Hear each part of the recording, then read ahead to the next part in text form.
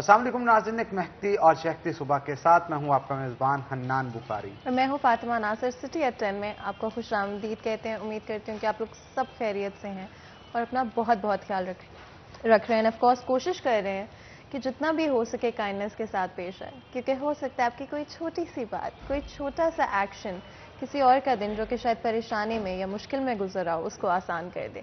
तो बाकायदा तौर पर प्रोग्राम का आगाज़ करते हैं और सबसे पहले बात करते हैं कि आइंदा 24 घंटे में फैसलाबाद के मौसम के क्या सूरत हाल रहेंगे। अगर बात करें ज़्यादा से ज़्यादा टेम्परेचर की तो 36 डिग्रीज रहेगा और साथ ही साथ कम से कम टेम्परेचर रहेगा 24 डिग्रीज।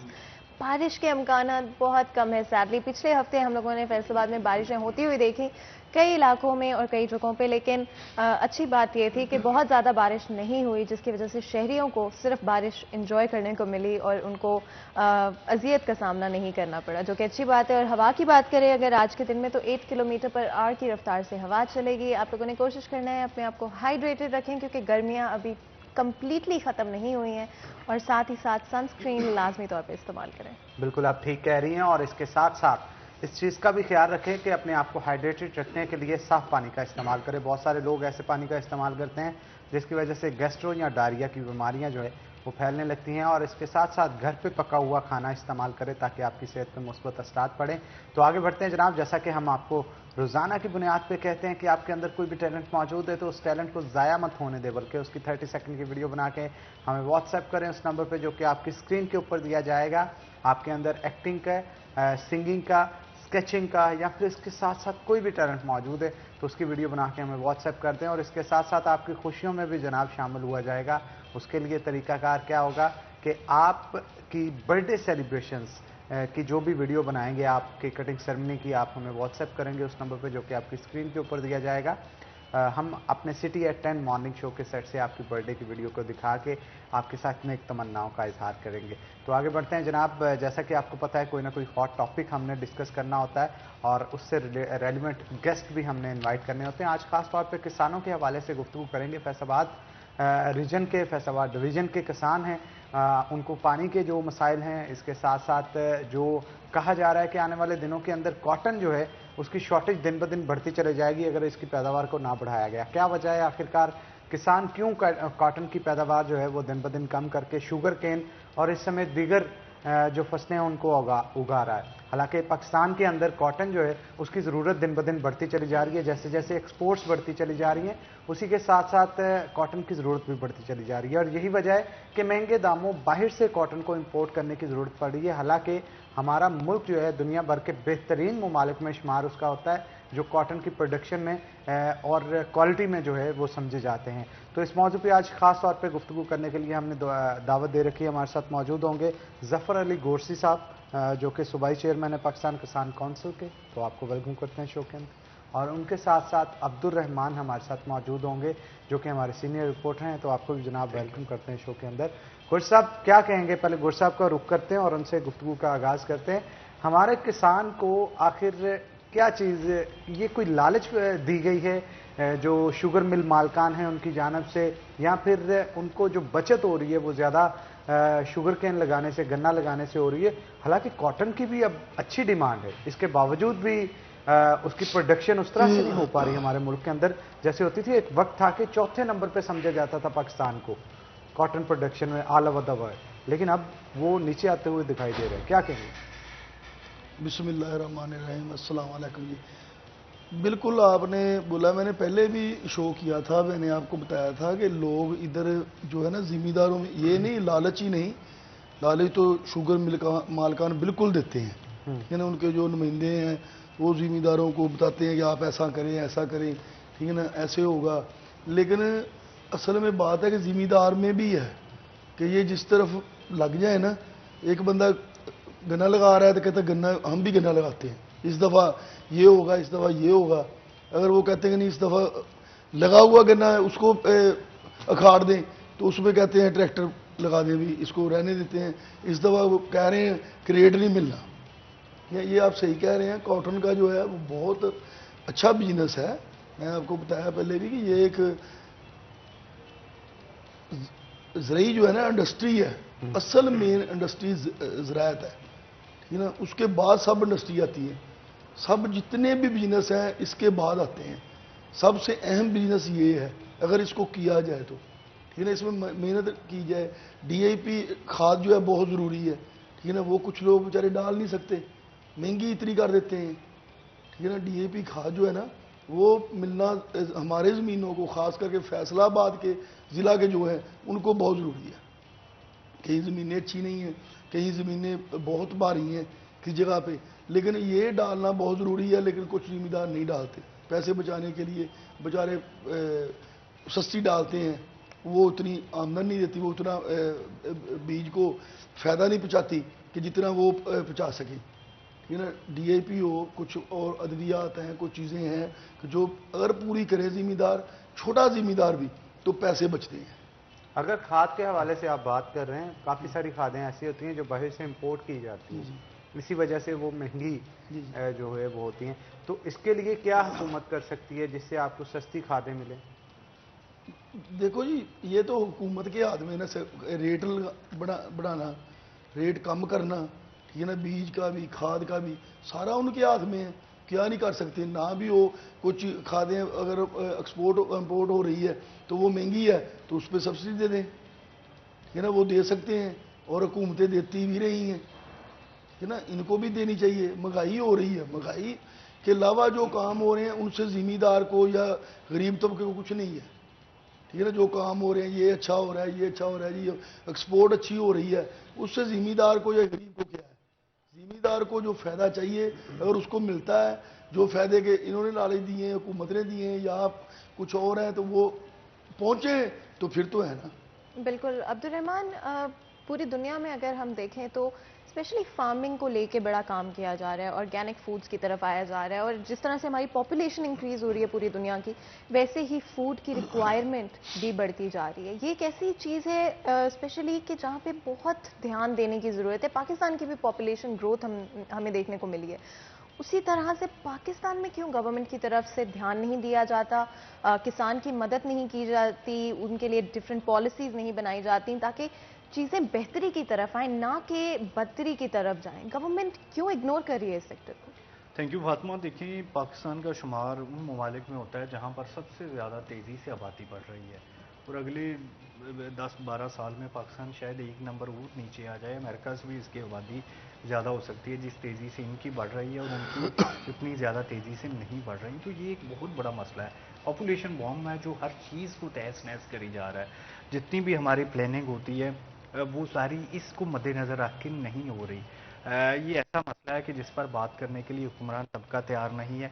सबको पता है कि ये बहुत बड़ा मसला है, लेकिन मौलवी से खौफज़दा होते हैं, मौलवी को साथ मिलाने की बजाय डर के बैठ जाते हैं। कई साल पहले मुझे याद है कि टीवी पे एडवर्टीजमेंट भी इसकी थोड़ी बहुत चलती थी, वो भी गायब हो गई। डिपार्टमेंट बनाया, वो भी गायब हो गया। तो ये एक बड़ा मसला है, इस पर इसी तरह से काम करने की ज़रूरत है जैसे दूसरे शुबों पर काम किया जाता है। तो दूसरी बात जो एग्रीकल्चर है, ये नो डाउट बहुत बड़ा शुबा है। पाकिस्तान की 70% जो पॉपुलेशन है किसी न किसी तरह से रिलेट करती है, लेकिन अब इसको इंडस्ट्री बनाने की ज़रूरत है। ये हमारे यहाँ पर बहुत बड़ा मसला है कि जो कॉरपोरेट फार्मिंग है वो नहीं है। यहाँ पर ज़मीन है वो तकसीम हो चुकी है।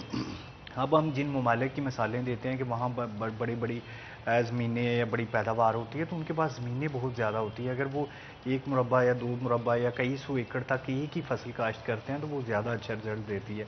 यहाँ पर सबसे ज़्यादा जो काटन को नुकसान पहुँचाया, जैसा कि हनान साहब ने पहले फरमाया, वो सबसे ज़्यादा छोटी लैंड ने जो नुकसान किया है। क्योंकि जब छोटी लैंड होगी तो वो जो सुंडी है, जब आप स्प्रे करते हैं उड़ के दूसरे खेतों में चली जाती है, फिर वो वापस आ जाती है। अब अगर वो पूरे एरिया में कपास ही काश्त हो तो वो सुंडी को कहीं जाने की जगह ना मिले और बहुत बड़ा रकबा वो बच सके। और ये पिछले कुछ सालों में सुंडी ने बर्बाद करके रख दिया कपास को। फिर क्लाइमेट चेंज दूसरी बड़ी बात जो जिसका सामना है यहाँ पर हमारे फार्मर्स को, और उसके बारे में आगाही ना होने के बराबर है। देखिए, चावल का जो सर्कल है वो 10 से 15 दिन चेंज हो गया है। ये अब उसको तखीर से काश्त करना पड़ता था कि अच्छी पैदावार हो। इसी तरह से जो है वो गंदम का मसला है या कमाद का मसला है, इनका साइकिल थोड़ा सा पीछे अगर आप करेंगे तो फ़ायदे में रहेंगे। अभी जो सितंबर का इस्तेमाल हो रहा है, अगर वो अभी तक लगा लिया या सितंबर के एंड तक लगा लिया तो ठीक है, लेकिन अगर अक्टूबर के मिड में चला जाएगा, वो सर्दी ज़्यादा आ जाएगी, अचानक से शिद्दत होगी और वो उस तरह से जो है वो नहीं उसकी ग्रोथ होगी। तो अब्दुर्रहमान, अगर हम बात करें स्पेशली फार्मिंग के हवाले से, अभी क्या इंडिपेंडेंटली ज़्यादा तौर पे की जा रही है और एक इंडस्ट्री की तरह जितने भी किसान हैं मिल बैठकर अगर डिस्कशन करें और साथ ही गवर्नमेंट अगर उसका हिस्सा बने या कोई डिपार्टमेंट्स उसका हिस्सा बने, तो क्या और क्या स्टेप्स होंगे जिनको करने के बाद हम एक इंडस्ट्री की तरफ पहुंच सकेंगे? फातिमा, अभी तक इस सिलसिले में जो क्लैरिटी है वो नहीं आई। सबसे ज़्यादा जो फोकस किया जाता है वो हमारा टेक्सटाइल इंडस्ट्री पे या एक्सपोर्टर्स पर किया जाता है। करना भी चाहिए, वो डॉलर लेके आ रहे होते हैं और उससे जो हमारे ज़र मुबादला के ज़खायर है उन्हें मेंटेन रखने में मदद मिलती है, नो डाउट। ये तो उनकी ताकत बहुत बड़ी है। जो शहर के हमारे इंडस्ट्रियलिस्ट हैं, असम्बली में बैठे हुए हैं या उन्होंने अपनी चैम्बर ऑफ कॉमर्स बनाई हुई है, तंजीमें बनाई हुई हैं। फार्मर तादाद में ज़्यादा होने के बावजूद मजबूर है, वो अपनी तंजीमें एहतजाज पे नहीं निकाल सकता, क्योंकि उसका मसला ये आ जाएगा कि पीछे जो उसने ये जो एग्रीकल्चर इंडस्ट्री फार्मिंग है, इसको साथ में उसने कैटल के साथ जोड़ा हुआ है। हर एक के पास कैटल्स भी हैं, उनको पालने के लिए उसको वहाँ पर रहना पड़ता है, जिसकी बिना पर वो एहतजाज भी नहीं कर सकता, जिसकी बिना पर उसकी असम्बली में आवाज़ नहीं है, जिसकी बिना पर वो अपनी आवाज़ आगे नहीं उठा सकता। देखें, कहा जाता है किसान कार्ड सबसे ज़्यादा नाकामी से दो चार हुआ है। सिर्फ 10 से 15% लोगों ने रजिस्ट्रेशन करवाई है, क्योंकि जो रजिस्ट्रेशन का प्रोसेस है वो बहुत मुश्किल है। फिर जो खाद है वो 3,000 रुपये से लेके जो DAP है वो 7,000 रुपये तक मिल रही है और ये तकरीबन 1 से 1.5 साल में 3,000 से 7,000 तक चली अच्छा गई। अब्दुर्रहमान, ये बताइएगा कि बाहर से खाद इंपोर्ट की जाती है, जैसे कि पहले भी डिस्कशन हो रही थी, जब बाहर से खाद इंपोर्ट करेंगे ऑटोमेटिकली टैक्स लगेंगे और कंपनी ने अपना प्रॉफिट भी रखना होता है। हमारे यहाँ वैसी खाद क्यों प्रोड्यूस नहीं की जाती? क्या रिसर्च की कमी है या रिसर्चर्स की कमी है हमारे पास, या रिसर्चर्स के लिए बजट की कमी है? हनान, देखें, अभी जमशेद इकबाल चीमा साहब जो हैं बनाए हुए एडवाइज़र हैं, उनका दावा है कि 1-2 सालों में जो हम खाद का 50 से 70% वो यहीं पर तैयार करेंगे। चलिए इतना ना भी करें, लेकिन 25-30%, 40% तक भी करना शुरू हो जाएं तो काफ़ी बेहतरी आएगी। अब मसला यहाँ पर हमारे ये है कि यहाँ पर जब हम चीज़ें बाहर से इम्पोर्ट करते हैं उन पर ड्यूटी इतनी ज़्यादा। अब दो चीज़ें हैं, प्राइम मिनिस्टर लीव देना चाह रहे होते हैं, लेकिन जो हमारी वजारत ख़जाना वो चाह रही होती है कि जो इम्पोर्ट होती है उन पर ज़्यादा रेगुलेटरी ड्यूटीज़ लगाई जाएँ ताकि टैक्स ज़्यादा इकट्ठा हो, लोगों की हौसला शिकनी हो और जो हमें डेफिसिट में जाना पड़ता है इम्पोर्ट एक्सपोर्ट के, वो ना जाना पड़े। कई तरह की पॉलिसीज़ एक ही वक्त पे चल रही है। अब देखें, ये पाम ऑयल की कीमतें महंगी हुई पूरी दुनिया में, इंडिया ने क्या किया कि उस पर जो टैक्स है वो कम कर दिया, 17% से वो 10% पे ले आए। हमने उस पर टैक्स बढ़ा दिया, जिसकी वजह से आप देखें कुकिंग ऑयल 300 से ऊपर चला गया। तो ये बड़ा मसला होता है हमारे यहाँ पर। अभी वज़ीर ख़जाना 2-4 दिन पहले मीटिंग हुई है, तो उसमें अपनी जो कायमिया कमेटी में मीटिंग में जो इम्पोर्ट वाले थे उन पर वो चीख रहे थे कि हमने तो तय किया था कि 2 से 3 अरब डॉलर तक जो इम्पोर्ट है एक माह की होगी, तो उससे 1 अरब डॉलर बढ़ गई है। तो वो चला रहे थे कि इससे जो डॉलर्स है इसी वजह से 170 पे चला गया और शायद 180 पे ना चला जाए। यानी कि यहाँ पर जो कई तरह की प्लानिंग बैक वक्त चल रही होती हैं, उन पे इम्प्लीमेंटेशन ना होने की वजह से, हुकूमत का उतना ज़्यादा फोकस ना होने की वजह से, और जो हुकूमत का प्रॉमिस है कि इंडस्ट्री बिल्कुल आज़ाद रहेगी, उसकी वजह से मसाइल आ रहे हैं। रिलीफ देना चाहते हैं लेकिन रास्ते में अपने ही डिपार्टमेंट्स हैं, उनकी हर्डल्स हैं। रिलीफ देना चाहते हैं लेकिन रास्ते में ब्यूरोक्रेटिक जो हर्डल्स हैं वो आ जाती हैं। ये सारे मसले आ जाते हैं जिनकी वजह से ना तो हम बर वक्त चीज़ें अपने फार्मर्स तक पहुंचा पाते हैं। देखें, अभी जो गंदम की पिछले बरस की बात है, जो इमदादी कीमत तय करनी थी वो तब की थी जब गंदम पक कर तैयार होने वाली थी, और इसमें सबसे बड़ी रुकावट तो नो डाउट ब्यूरोक्रेसी आ जाती है। देखें, प्राइम मिनिस्टर या चीफ मिनिस्टर, उनके पास मीटिंग्स की बहुतात होती है, टाइम नहीं होता, बहुत सारे काम जो है उनके ओवरलुक हो रहे होते हैं, उन्हें बताना होता है, उनसे टाइम लेके कायल करना होता है कि क्या क्या वजूहत हैं जिनकी वजह से पाकिस्तान बेहतर रह सकता है। अवाम को देखें, अवाम को इनकी फार्म पॉलिसी से इतनी ज़्यादा गर्ज नहीं होती जितनी होती है उनकी आटा की कीमतें, चीनी की कीमतें, बिजली की, घी की कीमतें, पेट्रोलियम प्रोडक्ट्स की कीमतें, जो बराह रास्त आम शहरी को टच करते हैं। तो ये उन चीज़ों पे उनका उतना ज़्यादा फोकस नहीं होता, उससे हट के वो चीज़ें जो बराह रास्त आवाम को जो मुतासर नहीं करती, लेकिन बहरहाल उनकी भी बड़ी अहमियत होती है। देखें, खारजा ताल्लुकात हमारे जितने बेहतर होंगे उतने कारोबार भी चमकेंगे, लेकिन बहरहाल इसमें से एक तवाज़ुन रखना वही सबसे बड़ी बात होती है कि आपने लोगों को जो फूड का बहरान है वो पैदा नहीं होने देना होता, ये हुकूमतें ख़त्म कर देता है। अयूब खान की हुकूमत के ख़िलाफ़ सबसे बड़ा एहतजाज वो हुआ था जब चीनी 25 पैसे महंगी हुई थी। यानी कि ये हमारे एक रीत चली आती है कि पॉपुलैरिटी नहीं देखी जाती, उसके काम नहीं देखे जाते, लेकिन जब चीज़ें महंगी होती हैं तो फिर जो एहतजाज है वो और लोगों के हो जाते स्पेशली हैं। जब हम नेसेसिटीज़ की बात करते हैं उसमें तो यही देखने को मिलता है, स्पेशली लोग बहुत सारी चीज़ें इग्नोर कर देते हैं।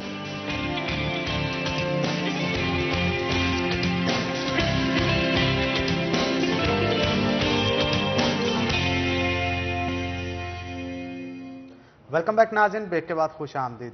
फातिमा, आपको पता है कि एक वक्त था कि पाको हिंद हमारे बरसगीर की धरती को सोने की चिड़िया कहा जाता था। वो सोने की चिड़िया इस वजह से नहीं कहा जाता था कि यहाँ पे सोने के पहाड़ थे, बल्कि इस वजह से समझा जाता था कि ये खित्ता ज़रखेज़ बहुत था।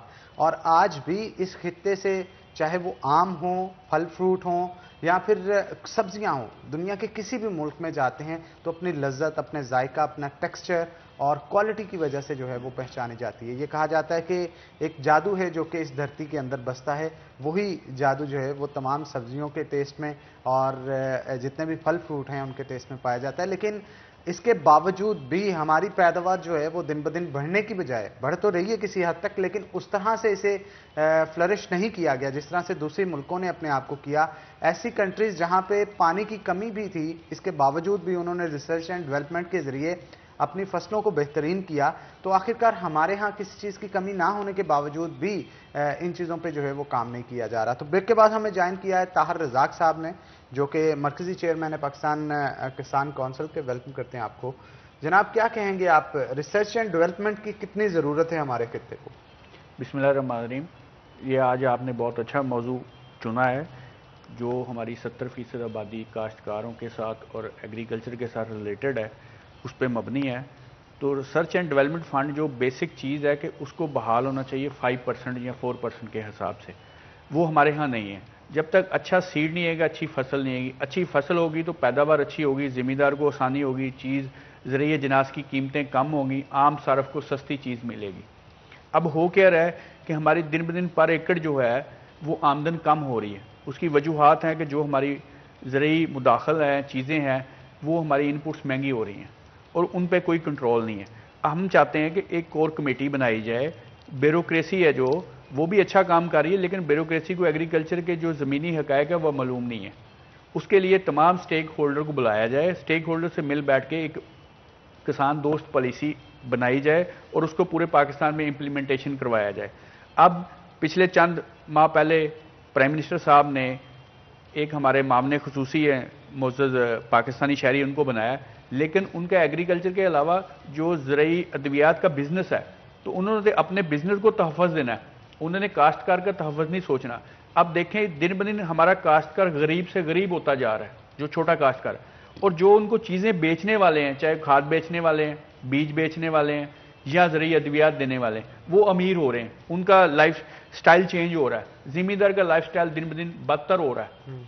तो हमारी हुकूमत पाकिस्तान से भी अपील है कि किसान दोस्त पॉलिसी बनाई जाए जिससे तमाम लोगों को फ़ायदा हो।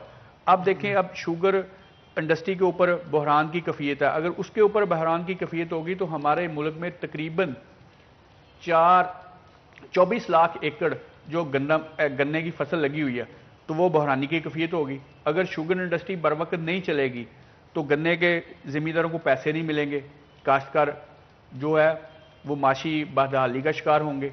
तो हम चाह रहे हैं कि शुगर इंडस्ट्री भी पाकिस्तान की है, तमाम सेक्टर जो एग्रीकल्चर के साथ रिलेटेड है उनको फैसिलिटेट किया जाए और लेवल प्ले गेम के लिए उनको माहौल दिया जाए। अगर शुगर इंडस्ट्री को बंद करना है इन्होंने तो फिर हमें ज़मींदार को 2 साल पहले बताना पड़ेगा, जी आप गन्ना ना लगाएं, हम उसके मुतबादिल को फसल लगा लें। अब जब ज़मींदार ने गन्ना भी लगा लिया, पिछले साल से ज़्यादा लगा लिया, पिछले साल भी जो पेमेंट मिली है वो डिमांड और सप्लाई को मद्देनजर रखते हुए ज़मींदार को पेमेंट मिली है गन्ने की, लेकिन हुकूमत अपने नंबरबाजी कर रही है कि जी हमने बहुत अच्छी पॉलिसी बनाई थी। ये गवर्नमेंट की तरफ से, इदारों की तरफ से काश्तकारी को, किसान को फैसिलिटेट क्यों नहीं किया जाता है और एज अ होल फार्मिंग को इंडस्ट्री की तरह क्यों नहीं ट्रीट किया जाता है? एक इंडिविजुअल सेट की तरह किया जाता है जो कि अलहदा हो, इंडस्ट्री की तरह क्यों उसको नहीं समझा जाता? बेसिकली काश्तकार की जो आवाज़ है ना, वो असेंबलियों तक पहुंचते पहुंचते गुम हो जाती है। हमारे चंद एक गुम एमएनए क्यों हो जाती है, आवाज़ क्यों पहुंच नहीं पाती? इसलिए कि चंद एक एमएनए हैं जो शहरी इलाकों से हैं, बाकी हर किसी एमएनए की एक दो यूनियन काउंसिल या पूरा इलाका जो वो देही इलाके से वाबस्ता है, लेकिन वहां जाके जो हमारे पार्लियामेंट के मेंबरान हैं उनकी तरजीहात चेंज हो जाती हैं।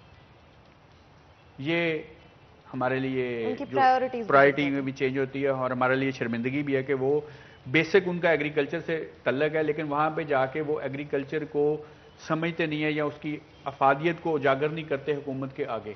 दूसरा है, जो इंडस्ट्री है वो ताकतवर लोगों की है, वो मिल बैठ के फैसले कर लेते हैं, मिल बैठ के मीटिंग कर लेते हैं। किसान जो वो फैला हुआ छोटा काश्तकार के पास तो मीटिंग करने के लिए टाइम नहीं, किसी आने जाने के लिए टाइम, ईद शबरात के लिए टाइम नहीं, क्योंकि वो इतना अंगेज है अपने जानवरों के साथ, अपनी खेती बाड़ी के साथ, और 24 आवर वो काम कर रहा है।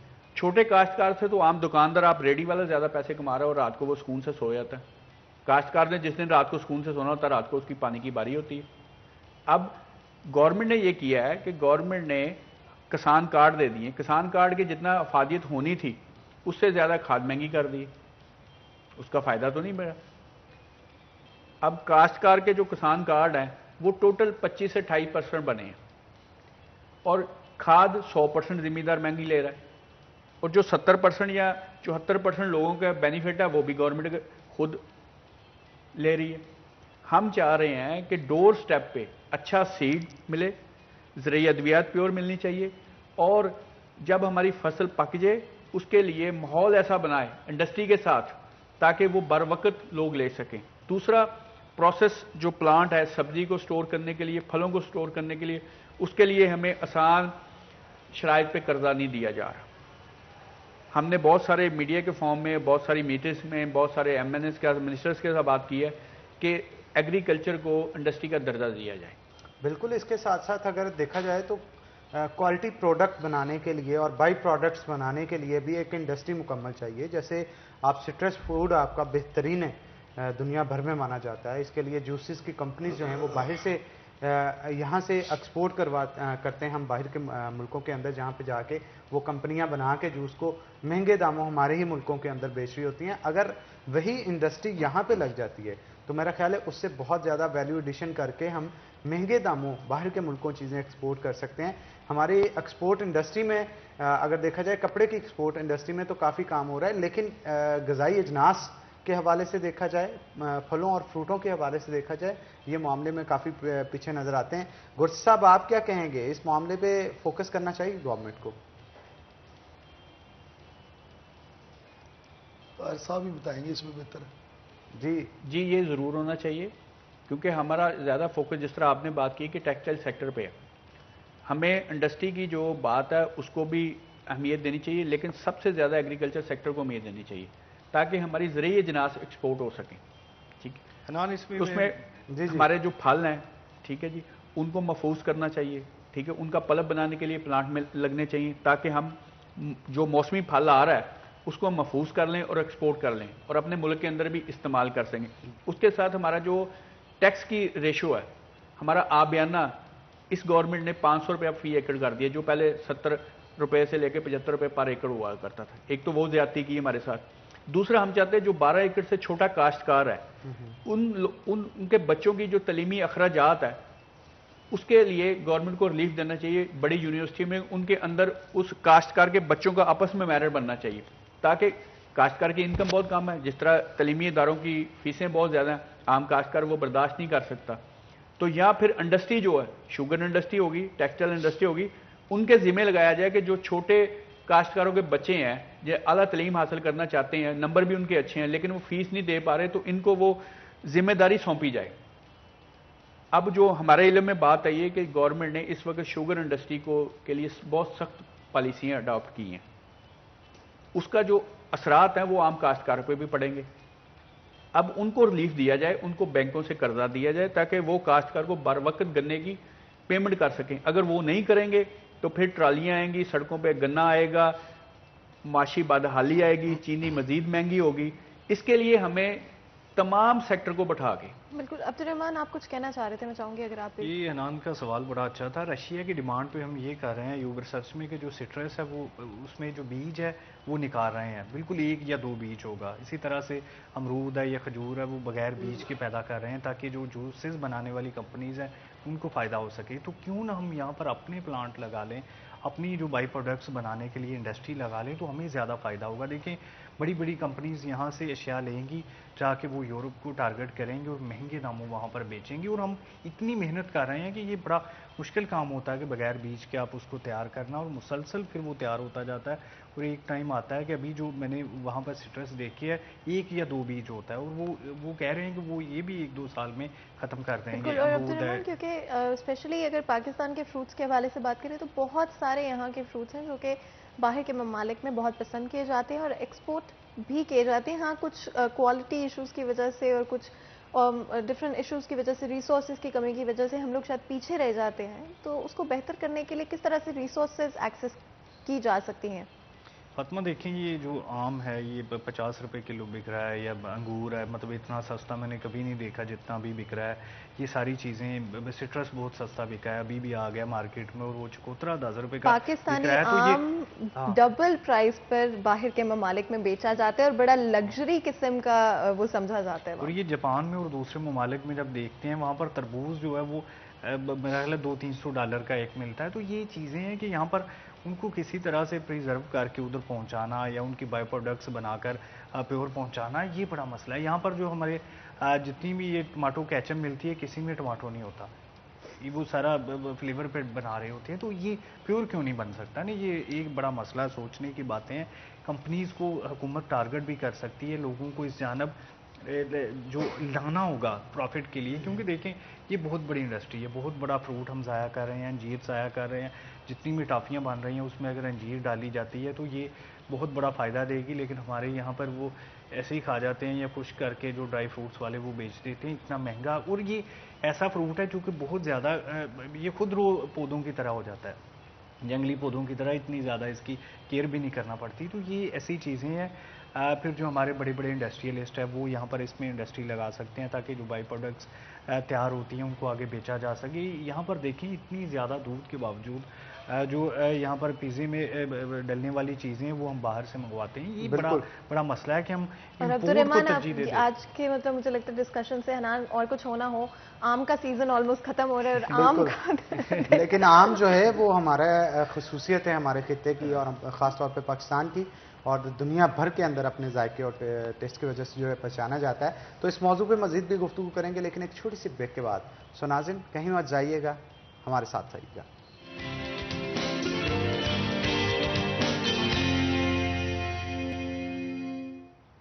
Welcome back. सिटी एट 10 में एक दफ़ा फिर आपको खुश आमदीद कहते हैं। ऑफ कोर्स आज हम लोग बात कर रहे हैं फार्मिंग के हवाले से। बहुत सारे इश्यूज़ हैं जो कि फार्मिंग कम्युनिटी को, किसानों को फेस करनी पड़ती हैं पाकिस्तान के अंदर भी और इवन दूसरे ममालिक में भी। लेकिन आज हमारा फोकस होगा कि किस तरह से पॉलिसी चेंज के थ्रू ज़्यादा बेहतर तरह से लोगों को अवेयर करके, गवर्नमेंट को अवेयर करके और अथॉरिटेटिव बॉडीज़ को अवेयर करके चीज़ों को और पॉलिसीज़ को आसान किया जा सकता है किसानों के लिए, ताकि वो लोग ऑफकोर्स जिस तरह से पॉपुलेशन हमारी बढ़ती जा रही है, हम चाहते हैं कि हमारे किसान फ्लरिश कर सकें और हमारी जो आवाम है, जो उनकी नेसेसिटीज़ हैं, ज़रूरी आते हैं, फूड रिक्वायरमेंट्स हैं, वो भी एट द सेम टाइम पूरी हो सके।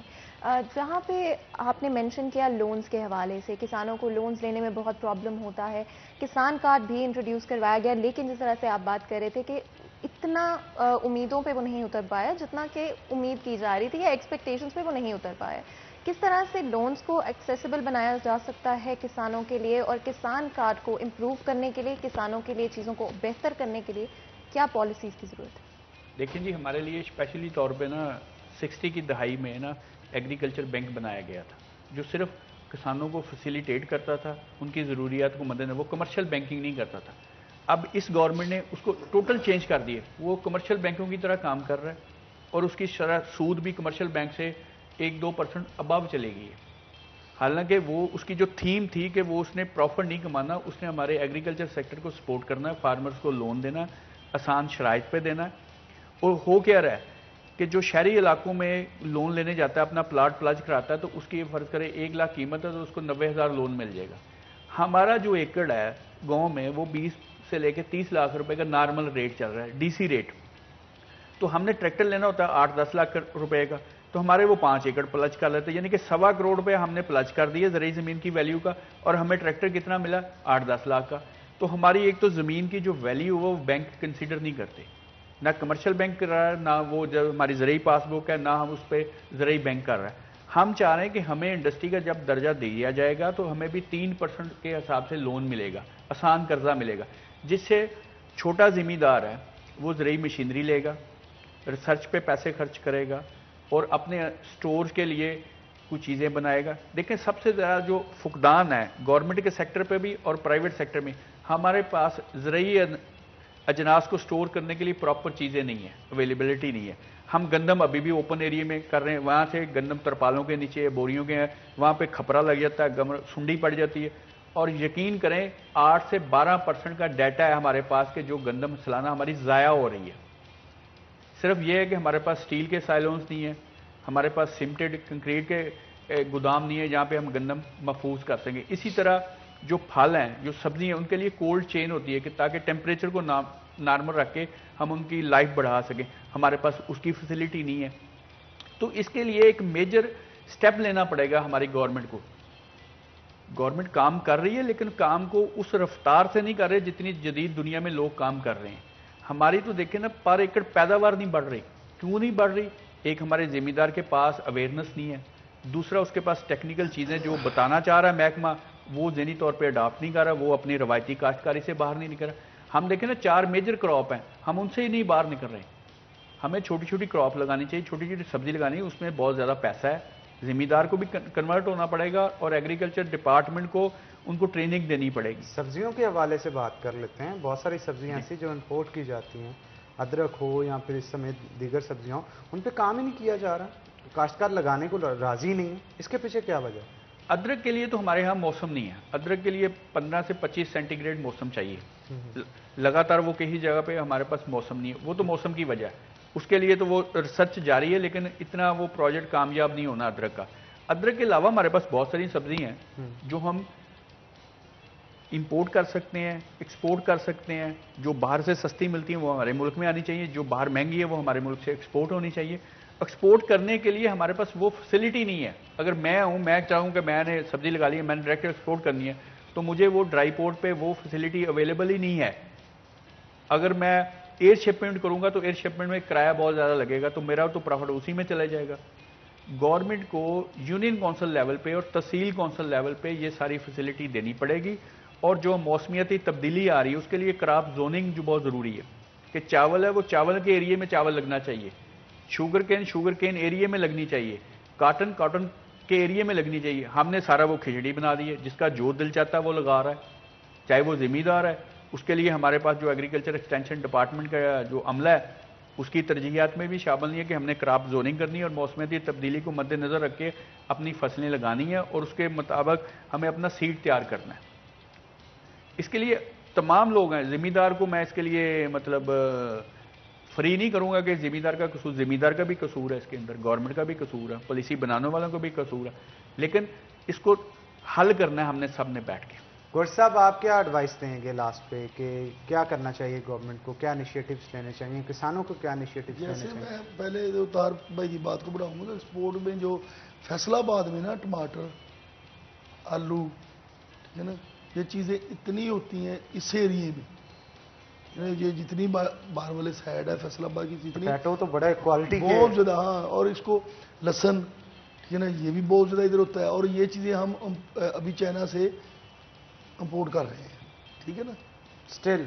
हाँ जी सर, हर चीज़ हमारे अपने, बल्कि गुजरांवाला मेरा कज़न, सारा काम ही उसका है, जितना चाइना से लहसन आ रहा है, समझते कि नहीं। इस पे गौर करना चाहिए। ये चीज़ें इधर फैसलाबाद में वही ताहिर भाई की बात है कि हमने खिचड़ी बनाई हुई है, ठीक है ना, एरिएज है, ठीक है ना, हमें पता है कि इस जगह पे आलू होते हैं, उधर आलू बीजने चाहिए, ठीक है ना, इधर गन्ना होता है तो गन्ना लगाना चाहिए, इधर कपास की जगह है तो उधर कपास लगानी चाहिए, ठीक है ना। अब ज़िम्मेदार को गाइडेंस भी सही नहीं मिलती, और ज़िम्मेदार जो बिल्कुल लो क्लास है वो तो है ही अनपढ़, उसको तो किसी चीज़ों को पता ही नहीं है। उसको ये पता है मैंने भैंसें कैसे संभालनी है और मैंने काम कैसे करना है। और 24 घंटे वही तार भाई जोली, जो छोटा जिम्मेदार है वो 24 घंटे बिजी है। ये सुबह 4:30 बजे उठ जाता है, अजान के साथ उसने वैसे दूध निकालना है, उसके बाद फिर उसने चले जाना चारा लेने, ठीक है ना, यानी वो काम पे ही है। इतना कोई बंदा जितना ये मजदूर है ना वो इतना काम नहीं करता जितना छोटा जिम्मेदार काम करता है। और हम हर चीज़ इम्पोर्ट कर चीज़ें कर सकते हैं, एक्सपोर्ट इम्पोर्ट, यही चीज़ें हैं कि अब गलत हो रहा है। यकीन करें, इतने लाख एकड़, इतने चीज़ें, इतना दूसरा हमारे पास वसाइल होते हुए, इतने हमारे पास अच्छे मौसम होते हुए, ठीक है ना, लेकिन हमें कुछ चीज़ें हैं बस एक हुकूमत पॉलिसी, ठीक है ना, वो गलत है। वही तो भाई की बात है, वाकई सही बात है कि जिम्मेदार ज़्यादा तबका असम्बली में जिम्मेदार है, बिल्कुल। वो जब उधर चेंज होता है। यहाँ पे मैं ये ज़रूर ऐड करना चाहूँगी कि हमारी डिस्कशंस का मकसद किसी को क्रिटिसाइज करना नहीं होता है, बल्कि एक हेल्दी डिस्कशन जनरेट करना होता है और एक अवेयरनेस क्रिएट करना होता है, ताकि हम लोग कोशिश कर सकें कि चीज़ें जो हैं बेहतरी की तरफ आए। बात नहीं करेंगे तो चीज़ें बेहतर किस तरह से होंगी। बिल्कुल आप ठीक कह रही हैं। तो मेरा ख्याल है अब इजाज़त लेते हैं। आप तीनों का बहुत बहुत शुक्रिया, आप लोगों ने बड़े मुफीद मशवरों से भी आगाह किया और इसके साथ साथ जो मसाइल हैं जो हाईलाइट किए, हम उम्मीद करते हैं कि आने वाले दिनों के अंदर गवर्नमेंट जो है उस पर फोकस करेगी और उनको हल करने की कोशिश करेगी। तो इसी के साथ नाज़रीन एक छोटा सा ब्रेक लेंगे, ब्रेक के बाद दोबारा हाजिर होते हैं। कहीं मत जाइएगा, हमारे साथ रहिएगा।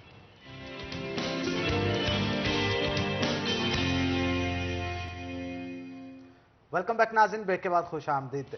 नाज़रीन, हमारे फैसलाबाद के लोग, जैसा कि फातिमा आपको भी पता है कि बड़े चस्कोरे हैं और इनकी ख्वाहिश होती है कि मनपसंद चटपटे खाने जो हैं वो घरों के ऊपर तैयार किए जाएं, लेकिन जब भी बात आती है खाने की तो उसे तैयार करने के लिए सबसे इम्पॉर्टेंट फैक्टर जो है वो ख़ास तौर पे घी और ऑयल को समझा जाता है। तो यहाँ पे हम लाजमी तौर पे आपको रिकमेंड करेंगे कि घरों के अंदर जब भी आप क्वालिटी वाला फूड तैयार करना चाहें उसके लिए गोल्डन बनास्पति घी, गोल्डन बनास्पति ऑयल और घी जो है उसका इस्तेमाल करें।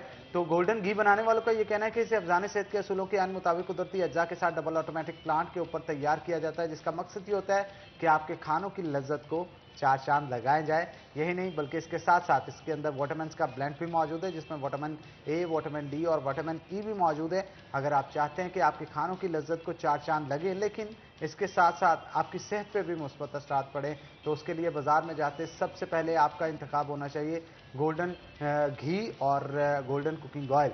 तो जनाब हमारा तो इंतखाब यही है। तो फातिमा आप क्या कहेंगे, आपके घर में चीज़ें किससे तैयार होती हैं? बिल्कुल हनान, क्योंकि हमारे सिटी 41 और हमारा जो मॉर्निंग शो है स्पेसिफिकली हमारी कोशिश होती है प्रोडक्ट्स ही हम वो इस्तेमाल करें जो कि हमारे ऑडियंस के लिए मुफीद हों, अच्छे हों, यानी कि पॉजिटिव तरीके से उनकी हेल्थ पर जिनके असरात हों। इसीलिए हमारा इंतखाब सिर्फ और सिर्फ गोल्डन कुकिंग ऑयल है, जो कि मेरे घर में भी हनान वो इस्तेमाल किया जाता है। मुझे याद है आपको मेरी अम्मी के खाने जो हैं बड़े मज़े के लगते हैं। आंटी जी अगर देख रही हैं तो हमें दोबारा जहमत दें आप। बिल्कुल, और इसीलिए मेरे घर के अंदर भी गोल्डन कुकिंग ऑयल ही इस्तेमाल किया जाता है, स्पेशली क्योंकि न्यूट्रिएंट्स बड़े ज़रूरी होते हैं। नान खाना खाओ, अम्मियाँ तो चाहती है कि सेहतमंद रहें बच्चे, उनके मोटे ताज़े हों, तो इसीलिए हम हैं कि डाइटिंग पे। बिल्कुल, इसीलिए गोल्डन कुकिंग ऑयल का ये फ़ायदा हो जाता है कि अम्मी की भी वो पूरी हो जाती है कि जी इसमें न्यूट्रिएंट्स वगैरह खाने के अंदर आपके सारे मिल रहे हैं। एट द सेम टाइम हमारी रिक्वायरमेंट, यानी कि आई थिंक हर कोई चाहता है कि वो अपनी हेल्थ का ख्याल रखे। तो आप लो कैलोरी होने की वजह से जी आपके खाने मज़ेदार भी होते हैं लेकिन फैटनिंग भी नहीं होते हैं, आपकी हेल्थ के लिए भी अच्छे होते हैं। और हनान इसके अलावा बंदा क्या चाह सकते हैं, यही चाहेगा ना कि आप फिट भी रहो और मज़ेदार के खाने जो हैं वो भी आप खा लेकिन सकें। फातिमा मैं लाजमी तौर पे यहाँ पे मेंशन करना चाहता हूँ कि आज का सेगमेंट जो हम करने जा रहे हैं ना, इसमें खास तौर पे आप बहुत इंटरेस्ट लेंगे। बिल्कुल हनान, मैं भी बहुत इंटरेस्ट लूँगी and as a matter of fact I think बहुत सारी हमारी जो ऑडियंस है स्पेशली फीमेल्स जो है वो भी बहुत इंटरेस्ट लेंगी। लेकिन ये भी बात सच है हनान कि आजकल ऐसा टाइम आ गया है कि हर कोई फैशन कॉन्शियस हो गया, हर कोई लुक्स वाइज कोशिश करता है कि वो A1 रहे। और हमारी कोशिश होगी कि ना सिर्फ ख़वातीन के लिए बल्कि मर्द हजरात के लिए भी, इवन जो लड़कियां हैं उनके लिए भी, हर तरह के हम ऑडियंस को टारगेट करेंगे और कोशिश करेंगे कि आपके जो भी मेकअप से रिलेटेड, स्टाइलिंग से रिलेटेड, और स्पेशली गर्मियों के अंदर हनान अगर आपके बाल लंबे होना बहुत मतलब आप शादियां और इवेंट्स आप अगर अटेंड कर रहे हो तो हर कोई चाहता है कि वो कौन सा हेयर स्टाइल, कौन सा हेयर डू करे कि वो अच्छे भी लगे, गर्मी भी ना लगे। तो वही चीज़ें डिस्कस करने के लिए आज हमारे स्टूडियो में हमने बहुत ही खास मेहमान इनवाइट किए हैं। तो जी मैं आपका इंट्रोडक्शन करवा देती हूँ जल्दी से। हमारा रहील हमारे साथ मौजूद हैं जो कि मेकअप आर्टिस्ट हैं, पहले भी एक दफ़ा हमारे शो में शिरकत कर चुकी हैं और उस दिन उन्होंने बहुत ही अमेजिंग ब्राइडल मेकअप किया था। और आज भी मैं उम्मीद यही करूँगी हमारा कि बहुत मज़ेदार सा हेयर स्टाइल आप बना के दिखाएंगे और हमारी ऑडियंस के बहुत सारे सवाल आते हैं। हनान और मेरे भी बहुत सारे से सवाल हैं जो कि हम चाहते हैं कि आप एड्रेस करें और आपकी जो नॉलेज है वो हमें भी थोड़ी सी बता दें ताकि हम भी जो है वो उन चीज़ों पे अमल कर सके। वेलकम करते हैं आपको शो के अंदर और अस्सलाम वालेकुम। वालेकुम कैसी हैं आप? जी फातिमा मैं ठीक हूँ, आप सुनाएं। हम लोग बिल्कुल ठीक हैं, बहुत एक्साइटेड हैं आज के शो के हवाले से। तैयबा हमारी आज मॉडल होंगी जिनके ऑफ कोर्स आई थिंक आप हेयर डू करके आज दिखाएंगी हमें। और क्या ये ब्राइडल हेयर डू होगा या ऐसा हेयर डू होगा जो कि कोई भी कहीं भी कर सकता है? जी ब्राइडल हेयर डू होगा ये, और जल्दी जल्दी मिनटों सेकंडों में बनने वाला होगा और बहुत अच्छा है। इसकी डिमांड भी काफ़ी थी कि हमें ये स्टाइल आप सिखाएं, जैसे कि ब्यूटिशियन के कमेंट्स आते हैं तो वो कहती थी ये फ्लफी सा कोई स्टाइल बताएं जो मिनटों सेकंडों में भी बन जाए। अच्छा, और ये जो हेयर स्टाइल है इसको कितना टाइम लगेगा बनने में? तकरीबन इसको 20 मिनट। अच्छा 20 मिनट, यानी कि अगर हनान ब्राइडल हेयर डूज के हवाले से बात करें तो वो बिल्कुल सही कह रही है कि 20 मिनट में हेयर स्टाइल बन जाए ये बहुत बात होती है, क्योंकि ब्राइडल हेयर डूज के ऊपर तो आपको घंटा भी लग जाता है, हाफ एन आवर भी लग जाता है और ब्राइड्स को टाइम भी वैसे बहुत लगता है हमारा तैयार होने में। जी ऐसा ही है, अगर अच्छा मेकओवर और अच्छी स्टाइलिंग करनी है फिर टाइम तो लगेगा ना। अच्छा, मैं तो अक्सर देखता हूँ कि जिसकी शादी होती है रात का वलीमा होता है, चले वो सुबह सुबह ही जाते हैं पार्लर पे, इतनी देर मतलब फातिमा वैसे क्या लड़कियां कौन सा मेकअप है, फिर उनकी हेयर स्टाइलिंग इतनी देर क्यों लगती है? मतलब अगर 20 मिनट में बन जाता है तो ये वैसे एक सोचने का नहीं, बात कुछ मेन पॉइंट टाइम की कमी की वजह से हम नहीं दिखा पाएंगे, जैसे बालों को स्ट्रेट करना, क्रिम्प करना और कम बाल है उसको वॉल्यूम देना। बिल्कुल, तो वो सारी चीजें हम कर चुके हैं। मैं वही देख रही हूँ कि ऑलरेडी उन्होंने बालों को आपने पहले स्ट्रेट किया तो कुछ स्टेप्स ऑलरेडी आपने कर लिए। ऑफ कोर्स बिकॉज है ना हमारे सेगमेंट्स में टाइम जो होता है बड़ा लिमिटेड होता है और हमारा तो यही दिल करते हैं कि पूरा दिन हम लोग जो है आप लोगों के साथ गुजारे, लेकिन क्योंकि टाइम हमारे पास कम होता है तो अमारा ने ऑलरेडी तैयबा जो कि मॉडल है उनके बाल स्ट्रेट भी कर लिए हैं, उनको क्रिम्प भी कर लिया और आई एम श्योर बहुत सारे लोग क्रिम्प के बारे में जानते हैं। और अब वॉल्यूम भी आपने ऐड कर लिया और आप थोड़ा सा बता दें स्ट्रेटनिंग का भी बता दें, आपने कोई स्पेसिफिक प्रोडक्ट्स इस्तेमाल किए? गीले बालों पे कहते हैं जी स्ट्रेटनिंग बड़ी अच्छी हो जाती है। वॉल्यूम देने के लिए बालों को पहले स्प्रे करेंगे। बहुत सारी ब्यूटिशियन जिनको नॉलेज नहीं है वो क्रीम उठाती हैं, डायरेक्ट बालों पे क्रीम कर देती हैं। बिल्कुल ऐसे होता है। ऐसा नहीं है, पहले स्ट्रेट करें फिर स्प्रे करें सब बालों को। अच्छा, तो फिर हेयर कॉम करें अच्छे से, फिर जब वो स्ट्रेट हो जाए फिर क्रीम करें, क्योंकि उस पर स्प्रे की लेयर हो जाएगी तो वो क्रीम जल्दी अच्छा और वॉल्यूम भी अच्छा आ जाएगा। अच्छा, तो क्रिम्प आपने स्पेसिफिकली सिर्फ वॉल्यूम के लिए किया है या कोई और भी आपने वो, क्योंकि काफ़ी सारी चीज़ें हैं जो मिल जाती हैं जिससे आप वॉल्यूम क्रिएट कर सकते हैं, तो और भी कोई चीज़ की है? नहीं, वॉल्यूम के लिए भी किया है मैंने, और दूसरा ये कि स्टाइलिंग बैक कॉम जल्दी जल्दी इजी बन जाएगा। अच्छा, और बैक Equal बन कॉम्बिंग भी जाएगा। की है क्योंकि मुझे लग रहा है कि जो ये पार्ट है उसके ऊपर बैक कॉम्बिंग हुई है जी? नहीं, अभी नहीं हुई। अच्छा, सिर्फ ये क्रिम्प से इतना जी, जी, वॉल्यूम आ जी। गया, तो मतलब आई थिंक ये बड़ा इंपॉर्टेंट टिप है ना बिल्कुल। कि स्ट्रेट करने के बाद आप अगर क्रिम्प कर लें अपने बालों को तो उससे एक नेचुरल वॉल्यूम क्रिएट हो जाएगा। नहीं तो बिकॉज आई सीन के इवन मैं खुद भी कई दफ़ा वो आपको मिल जाते हैं, पीसेस मिल जाते हैं जिससे थोड़ा बैक कॉम्बिंग का इफेक्ट दे सकते हो या बैक कॉम्बिंग आप खुद कर लेते हो, बट आई थिंक उससे बेटर ऑप्शन ये है कि आप ट्रिम कर लो बाल। अच्छा, दूसरा ये भी बताइएगा कि आपने मेकओवर भी आज थोड़ा बहुत करना है, तो कुछ मेकओवर हमने पहले से वक्त की कमी की वजह से कर रखा है ताकि मुकम्मल शो के ख़त्म होने तक इसे मुकम्मल किया जा सके। बताइएगा हमने क्या क्या अप्लाई कर लिया है और आगे क्या स्टेप्स होंगे हमें? जी, आइज हमने कंप्लीट कर लिया, आइज पे ग्लिटर और आइज की लोअर लाइन भी फिल कर लिया हमने, और ब्लैश ऑन कंटोरिंग थोड़ा ब्लेंडिंग होने वाला है मगर लगा लिया है हमने। बाकी इंशाल्लाह अभी करते हैं कुछ मजीद। बिल्कुल हनान, और आप आई थिंक बहुत सारे लोग सोचते हैं ना इतना टाइम क्यों लग जाता है ब्राइड्स को तैयार होने में, तो इवन आज हम कोशिश करने वाले हैं कि जितना जल्दी हो सके कवर हो जाए ये ओवरऑल लुक जो है स्टार्ट टू फिनिश, इसको टाइम कितना लगे? इसको टाइम तकरीबन हेयर टू और मेकअप के साथ आधा घंटा, हाफ घंटा चाहिए हमें।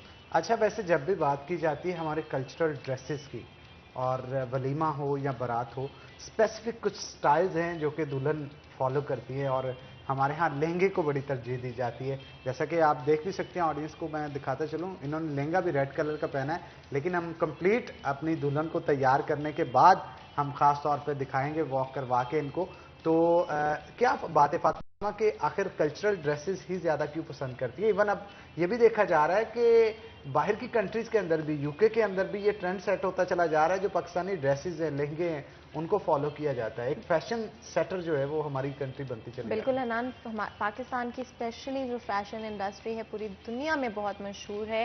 डिफरेंट ममालिक में, डिफरेंट फिल्म इंडस्ट्रीज में, इंटरटेनमेंट इंडस्ट्रीज में बहुत सारी चीज़ों की इंस्पिरेशन हमारी इंडस्ट्री से ली जा रही है। एंड इवन कि जो यहाँ के ड्रेसेस हैं, यहाँ के डिज़ाइनर्स के बने हुए, वो इंटरनेशनली ख़रीदे जा रहे हैं, पसंद किए जा रहे हैं। एंड हनान बहुत ही सरप्राइजिंग प्राइसेस के ऊपर जो है वो खरीदे भी जा रहे हैं। वरना जिस तरह से ये काम किया जाता है लहंगों के ऊपर, आप देख भी सकते हैं वैसे फातिमा, ये बड़ा एक्सपेंसिव होता है बाहर। और अगर ख़ास तौर पे डिज़ाइनर्स की बात करें और भी एक्सपेंसिव हो जाता है। लेकिन हमारे यहाँ बानो मार्केट में आप चले जाएं, आप अनारकली में चले जाएं, वहाँ पे ये ड्रेसेस जो हैं आपको नॉर्मल कीमत के अंदर मिल जाते हैं। इवन ये भी अब फैसिलिटीज़ देखने को मिलती हैं कि रेंट के ऊपर भी दे दिया जाता है, क्योंकि अक्सर ख़वातीन का ये कहना होता है कि यार ये शादी पे जस्ट एक बार पहनना है, इसके बाद फिर कभी नहीं, क्योंकि हैवी बहुत होता है। तो वो फिर कोशिश करती हैं कि इसे लाख, 2 लाख रुपए या 3 लाख रुपए का खरीदने की बजाय रेंट पे ले लिया जाए। तो मेरे ख्याल ये एक अच्छी फैसिलिटी है। और हमारे कल्चर की जब बात की जाती है तो वैसे खिले खिले रंग जो हैं वो इस्तेमाल किए जाते हैं ख़वातीन की जानब से। बिल्कुल। और हनान, आपने जो बात की मुझे बहुत अच्छी लगी कि बिल्कुल अगर आप रेंट कर लेते हैं एक दिन के लिए, या आप डिसाइड करते हैं कि आप बहुत सारे पैसे जो हैं आप नहीं लगाएंगे अपने कपड़ों के ऊपर, क्योंकि एक ट्रेंड आई थिंक बन गया है कि काफ़ी सारा अमाउंट लगाए जाते हैं। जो लोग लगाते हैं आई थिंक उनको ज़रूर लगाना चाहिए, अपनी प्रायोरिटीज़ होती हैं। और हर किसी का पूरा हक है कि वो अपनी शादी का दिन जो है बिल्कुल ऐसे मनाएं जैसे कि वो खुद चाहते हैं, जो उनके अपने ख्वाब हैं, जो उनकी ख्वाहिशात हैं उसके मुताबिक। हनान, आई थिंक एक और चीज़ हमें इनकॉर्पोरेट करनी चाहिए, जो कि अगर आप अपनी शादी वाले दिन या निकाह वाले दिन गरीबों को खाना खिला दें, बेशक, या बेशक, फिर आप बेशक। किसी की मदद कर दें, किसी के लिए कोई सदका या ज़कात कर दें, तो आई थिंक वो भी एक बहुत खूबसूरत चीज़ है। बिल्कुल धूमधाम से शादी करने की बजाय अब बहुत सारे ये भी ट्रेंड शुरू हो गया है। इवन सेलिब्रिटीज़ की तरफ से मैं लाजमी तौर पे यहाँ पे मेंशन करना चाहूँगा। बहुत सारी नाज़रीन को मैं बताता चलूँ, सेलिब्रिटीज़ क्या करती हैं कि अब ऐसे घरों में जाके जहाँ पे गरीब होते हैं, गुरबा होते हैं, अपने निकाह का खाना वहाँ पे लेके जाते हैं, यतीम बच्चों के साथ खाते हैं। तो एक अच्छा ट्रेंड है मेरा ख्याल जो चल पड़ा है, और इसे लेके आगे चलना चाहिए। क्योंकि लाजमी तौर पे मैं एक और चीज़ मेंशन करना चाहूँगा कि जब भी शादी ब्याह को देखने को मिलता है तो आप ये भी देखती होंगी फातिमा, कितना खाना होता है जो कि ज़ाया कर दिया जाता है। और वेस्ट खाना वो इतना ज़्यादा होता है जिससे आप बहुत सारे लोगों का पेट भर सकते हैं। तो जनाब इन चीज़ों को पे भी लाजमी तौर पे फोकस कीजिएगा। लेकिन जब ब्यूटिशियंस के हवाले से गुफ्तगू करते हैं, खूबसूरती के हवाले से गुफ्तगू करते हैं, ब्यूटिशियंस इस हवाले से बेहतर बता सकती हैं। मुझे ये बताइएगा कि बहुत सारे ये तो दुल्हन तो तैयार कर ही रही हैं आप इसके साथ साथ ये भी बताएं, दुल्हन की बहुत सारी दोस्तें भी होती हैं जो शादी में शिरकत करती हैं, पार्टी मेकअप उन्होंने करना होता है, उनके लिए क्या एडवाइस दें? जी हनान, मैं यही बताना चाह रही हूँ, आज देखने वाले व्यूवर्स ये सोचेंगे कि ये खुद इतनी हाई तैयार हो के आई है, इतना हैवी मेकअप स्टाइलिंग, तो मैं यही दिखाने के लिए इतना हैवी तैयार हुई हूँ। काफ़ी सारे लोग चाह रहे थे कि कैसी पार्टी में भी स्टाइलिंग हो, कैसी ड्रेस हो, जैसे आप ड्रेसिंग रेंट पे है, जैसे अभी आप बात कर रहे हैं, और आइडिया हो जाए हमारे देखने वाले लोगों को कि ये ड्रेस स्टाइलिंग, पार्टी मेकअप कैसे करते हैं और कहाँ से मिलते हैं, ये सारी चीज़ें डिस्कस करेंगे इंशाल्लाह। बिल्कुल हमारा। और आप रेंटेड ड्रेसेस के हवाले से अगर आपको इन्फॉर्मेशन है तो मैं चाहूँगी ज़रूर आप हमारी ऑडियंस से शेयर करें, बिकॉज और स्पेशली ये भी कि अगर आप सस्ते कपड़े बनवाना चाहें, क्योंकि आपको आइडिया होगा कि औरतों को ये चीज़ तो सबसे ज़्यादा अच्छी लगती है कि अगर आप कम पैसे लगाएं लेकिन आपकी जो लुक हो वो ऐसे हो कि जैसे आपने ज़्यादा इन्वेस्ट किया है। तो ये कहाँ से बनवाए जा सकते हैं, किस तरह की, अगर आप कोई कलर चॉइसेस या कढ़ाई कोई इस तरह की कराएं तो क्या इसमें टिप्स देंगे आप? जी फातिमा, मैं ये कहना चाहूँगी जैसे कि फैसलाबाद के लोगों के लिए अभी मैं बता सकती हूँ, बानो बाज़ार में है एक शॉप बहुत बड़ी है, उनका ये ड्रेस है और ये भी आज का मेरा ड्रेस भी। और पहले तो मैं आपका थैंक यू कहना चाहूँगी इस टीम का भी, सिटी 41 का, कि जैसे उनको पता चला कि मैं शो में जा रही हूँ, उन्होंने हमें स्पॉन्सर किए हैं और उनके ड्रेस बहुत अच्छे थे। और जब मैं विजिट करने गई हूँ एक से एक बढ़ के था ड्रेस, कुछ समझ नहीं आ रही थी। बहुत सारी शॉप्स हैं वहाँ पे, पूरा बाजार भरा पड़ा है और वेरिएशन इतनी ज्यादा है वहाँ पे कि आप एक से दूसरी शॉप पे जब जाते हैं नए से नए ड्रेसेस, नए से नए डिजाइन जो हैं वो देखने को मिलते हैं। और खवातीन मैंने अक्सर देखा है कि उस बाजार में जाके कंफ्यूज हो जाती हैं कि क्या लें क्या ना लें, क्योंकि हर ड्रेस इतना खूबसूरत होता है। जी, और खवातीन की अलमारी तो वैसे भी जितने मर्जी कपड़ों से भरी हो, जगह कोई ना कोई मौजूद होती है जहाँ पे और कुछ ड्रेसेस लगाए जा सकते हैं। तो ड्रेसेस के हवाले से ख़वातीन बड़ी कॉन्शियस होती हैं। ऐसा ही है जी, ऐसा ही है। बाकी हर बंदे की अपनी चॉइस होती है कलर स्कीम में भी, और हैवी लुक, नॉर्मल लुक कैसी वो लेना चाहती हैं। अच्छा, और हमारा मैं चाहूँगी कि हम इस हवाले से भी बात करें कि आजकल कौन से कलर्स हैं जो कि ट्रेंड कर रहे हैं, लेकिन क्योंकि ब्रेक का वक्त हो गया है तो हमें सिर्फ छोटा सा ब्रेक लेंगे हम लोग, और ब्रेक के बाद हाजिर होंगे। आपने कहीं नहीं जाना है, will be right back.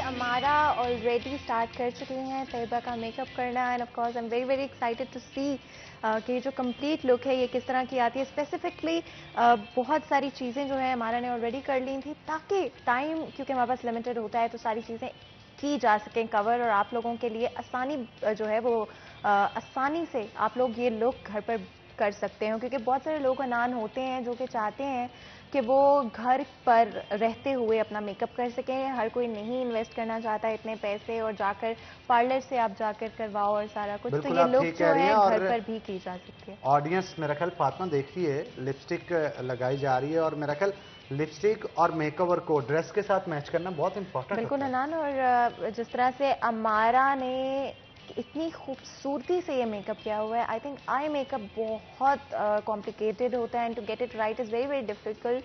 Specially अगर आप ब्लैक इस्तेमाल करती हो ना हनान, जब भी मैं ब्लैक इस्तेमाल करती हूँ तो वो सारा जो है वो ब्लैक से कवर हो जाता है, बट इतनी खूबसूरती से अमारा ने उसको ब्लैक साइड्स पे दिया हुआ है, साथ में गोल्डन टच है।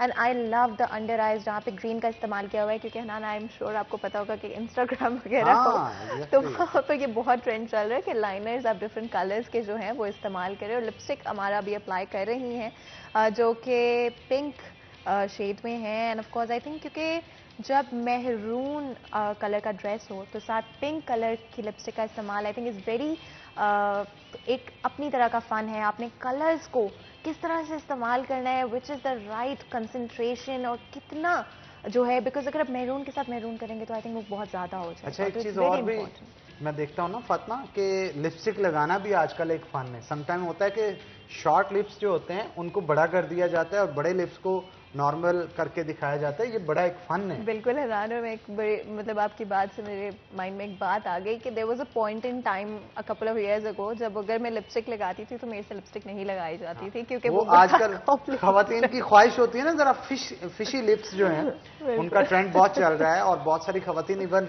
ट्रांसप्लांट भी करवा रही हैं उसके लिए। तो अब ये सहूलत भी है कि अगर अच्छा आर्टिस्ट है, मेकअप आर्टिस्ट है, तो वो आपके लिप्स को एक लिपस्टिक के जरिए जो है वो बेहतरीन दिखा। बिल्कुल, और बहुत सारे हनान, क्योंकि I am the sort of a person, मुझे लगता है कि अगर आपके पास वो टिप्स एंड ट्रिक्स हो तो आप बड़े आराम से बहुत सारे लुक्स जो हैं वो अपने ऊपर ट्राई आउट कर सकते हैं। तो हमारा जो अभी अप्लाई करी है जिस तरह से, तो आप देख रहे हो कि 2-3 लेयर्स उन्होंने इस्तेमाल की है, और आउटर एजेस के ऊपर एक डिफरेंट शेड इस्तेमाल करी है, और इनर जो लिप्स हैं उन पर एक डिफरेंट कलर यूज़ किया है, which is the key to it all, क्योंकि वो एक ओम्ब्रे इफेक्ट जो है वो क्रिएट कर देता है। तो आपकी जो एजेस हैं वो स्ट्रांगली अपेयर होती हैं, और आप उनको आउटड्रॉ भी कर सकते हो। एंड स्पेशली जो बात हम कर रहे थे कि जो थोड़े अगर आप देना चाह रहे हो लोग के थोड़े बिगर लिप्स का या प्लम्बर लिप्स का स्पेशली, तो आप ये ट्रिक इस्तेमाल कर सकते हैं। वैसे फातिमा ये भी एक आर्ट होता है, और पेंटिंग की तरह एक मेकअप आर्टिस्ट पेंट जैसे बनाते हैं ना, एक पेंटिंग बनाते हैं, तो पेंटिंग की तरह आर्ट अपनी दिखा रहा होता है और एक चेहरे को खूबसूरत कर रहा होता है। तो ये मेरा ख्याल है तराश रहा होता है एक किस्म का एक चेहरे को। तो क्या कहेंगी हम अमारा से पूछते हैं मेरा ख्याल कि आज इन्होंने क्या क्या इस्तेमाल किया। हमारा जो लिपस्टिक आप लगा रही हैं जरा इस हवाले से थोड़ा सा ऑडियंस को भी आगाह करें ताकि उनको पता चल सके कि रेड सूटिंग के साथ किस तरह से मैचिंग कर रही हैं। जी हनान, मैं अभी ड्रेस को देखते हुए लिपस्टिक नहीं लगाऊंगी क्योंकि इनकी आईज काफ़ी डार्क हैं पहले से, और लिपस्टिक मैं लाइट लगाऊंगी, और जो मैं आउटलाइन दूंगी वो थोड़ी सी डार्क दूंगी, और जो फीलिंग करूंगी वो लाइट में होगी। अच्छा, और हमारा मैंने ये ट्रेंड देखा है कि मिडिल में बिल्कुल जो लिप एरिया है उसको क्रिएट करने के लिए भी आप डिफरेंट शेड्स का इस्तेमाल कर सकते हैं। तो क्या आप वो भी करेंगे या 2 शेड्स इस्तेमाल करेंगे या 2 से ज़्यादा? अभी तो मैंने 3 शेड्स अभी अप्लाई कर ली हैं। अच्छा, तो इंशाल्लाह इसको अभी मैं ग्लोसी करूंगी फातिमा। अच्छा, ग्लोसी करूंगी और आउटलाइन को वाज़ेह करूंगी, और ये हमने देखना होता है कि कौन सा चीज़ को हाईलाइट्स करें और किस एरिया को हम दबा दें। तो हाईलाइट से वो ज़्यादा ना वाज़ह हो जाता है जिस एरिया को हम वाज़ह करना चाहें। अच्छा, हमारा जब भी आप ग्लॉस की बात करते हो ना, तो ये बहुत टेंशन होती है कि वो फैल जाएगा या वो डिफरेंट एरियाज पर जो है वो आपके हाथ पर लग जाएगा या कुछ इस तरह से, तो वो कैसे मेक श्योर करेंगे आप कि वो स्प्रेड आउट ना करे, क्योंकि बाकी मेकअप हो चुका है। जी फातिमा, ग्लोस जो है ना, ग्लोस भी अब मैट में आ गए हैं। अच्छा, जी तो आप जो मैं मैट ग्लॉस का इस्तेमाल करें। जी सही हो गया। एंड आई थिंक ये बहुत ही इंपॉर्टेंट ट्रिक है, बिकॉज हमेशा जो मेरे साथ पर्सनली मैंने एक्सपीरियंस किया है कि अगर आप ग्लॉस वाली कोई भी चीज़, चाहे वो लिपस्टिक हो या डिफरेंट प्रोडक्ट्स इस्तेमाल करते हैं, तो उसका ये बहुत होता है कि वो स्प्रेड आउट हो जाता है। तो हमारे ने बहुत सही बात की कि अगर आप मैट के अंदर लिप ग्लॉस का इस्तेमाल कर लें तो वो आपके लिए आसान हो जाए। शाइनी लुक्स की वैसे भी ट्रेंड अब खत्म होता चला जा रहा है। अब ज़्यादातर कोशिश होती है लोगों का कि मैट लुक्स की तरफ जाएं, मतलब शाइन भी करते हैं लेकिन मैट के अंदर। तो मेरा ख्याल है ये भी एक नया ट्रेंड है जो कि बिल्कुल, और सबको हनान की तरह अपडेटेड रहने की ज़रूरत है, बिकॉज हनान नोज के इन क्या है ना। वेरी सरप्राइज कि हनान को पता है कि matte is the new thing, और हर कोई कोशिश कर रहा है कि मैट जो है आप उसकी तरफ जाए। और आई थिंक हनान, इवन वो अपडेटेड रहना भी बड़ा ज़रूरी होता है ना मेकअप के साथ। अच्छा, आप ये देख लीजिएगा कि सिर्फ और सिर्फ मेकअप के हवाले से मैट कलर नहीं, आपके फर्नीचर्स हों, आपके घर की कोई भी चीज हो, इवन टाइल्स भी अब जो घरों के अंदर लगाई जाती है, कोशिश की जाती है मैट कलर के अंदर लगाई जाए। वो शाइनी लुक का ट्रेंड जो है वो काफी अब ओल्डी और थोड़ा सा वो कहते हैं ना जैसे पेंडू टाइप समझा जाता है। तो अभी इससे काफी लोग जो पीछे आ रहे हैं, बट स्टिल सम प्लेसेस के ऊपर चीजों को यूज किया जाता है, but it depends on situation and आप कह सकते हैं कि उस लोकेशन के हिसाब से जो है चीजों को यूज किया जाता है। बट मोस्टली अब जो है वो मैट की तरफ आया जा रहा है। इवन कार कलर्स भी अब लोग जो हैं वो मैट में ही ज्यादातर पसंद कर रहे हैं। आपको तो पता होगा। बिल्कुल Hanan, definitely I think cars का शायद मेरे से ज्यादा आपको पता होगा, just because not because of gender but because interest I think उस तरह से होता है। एंड चाहे मैट हो चाहे ग्लॉस हो, I think if you can pull it off, I think Hanan fashion के साथ that is the key. If you can pull it off, अगर आप उसको कैरी अच्छी तरह करते हो, तो चाहे आपने कुछ भी पहना हो लेकिन आपको कैरी करना आता है अपने आप को, तो आप किसी भी चीज़ को पुल ऑफ कर सकते हैं। आई थिंक ये चीज़ हमारा से बेहतर और कोई शायद नहीं कह सकते कि स्पेशली अगर आप हैवी मेकअप में हो या हैवी ड्रेसिंग के अंदर हो, तो किस तरह से आप अपने आप को कैरी कर सकते हो। स्पेसिफिकली आप अपने दुपट्टे को किस तरह से पिन अप करो, या शूज़ जो हैं किस तरह के हो। हमारा इस हवाले से भी थोड़ा सा गाइड कीजिएगा कि कितना इंपॉर्टेंट है अपने आप को कैरी करना प्रॉपरली, क्योंकि अगर आपने कपड़े अच्छे पहने हो, मेकअप अच्छा हो, बाल भी अच्छे हो, लेकिन अगर आप कैरी ना कर सक रहे हो अपनी लुक को, तो कोई भी चीज आप पुल ऑफ नहीं कर सकेंगे तो फिर ज़ाहिर है मेकअप भी खराब कर लेती हैं। ज्वेलरी कैरी करना नहीं आता, लिपस्टिक फैल जाती है, बार बार बोलती हैं जब, तो वो मेकअप खराब होता है। तो ये कैरी करना ही तो सबसे बड़ी बात होती है।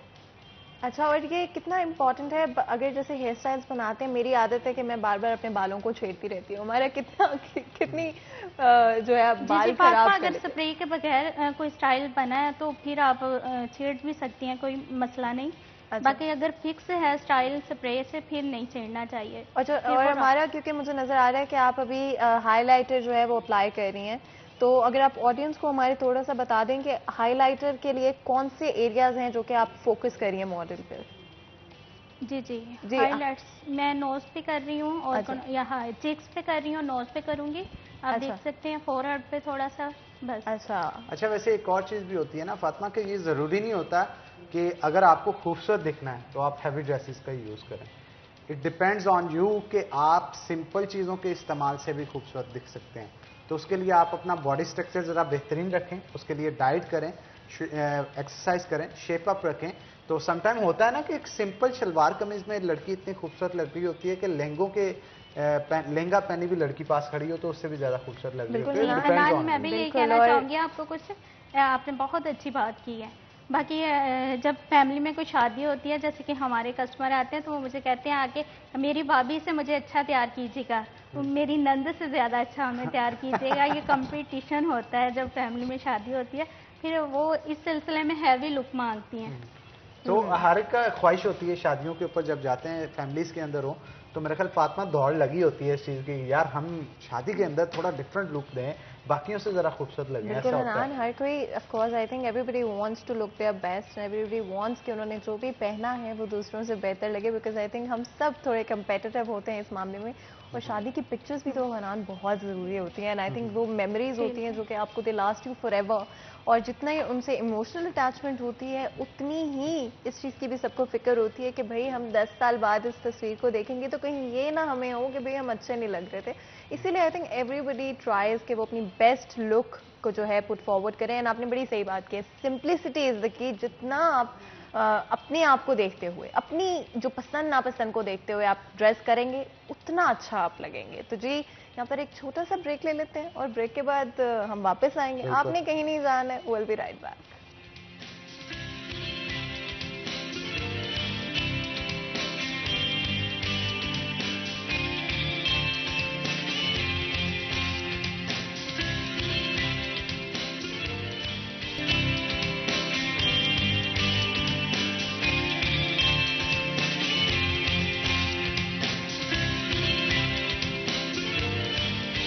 जी वेलकम बैक नाज़रीन। जैसा कि आप देख सकते हैं कि हेयर स्टाइल जो है वो तैयार किया जा रहा है, लेकिन इसके साथ साथ आहिस्ता आहिस्ता सेटिंग पूरे ड्रेस की भी हमारा की तरफ से की जा रही है, क्योंकि हमारी कोशिश है कि आज आपको मुकम्मल ब्राइडल मेकओवर के साथ साथ एक तैयार हुई दुल्हन जो है वो दिखाई जाए।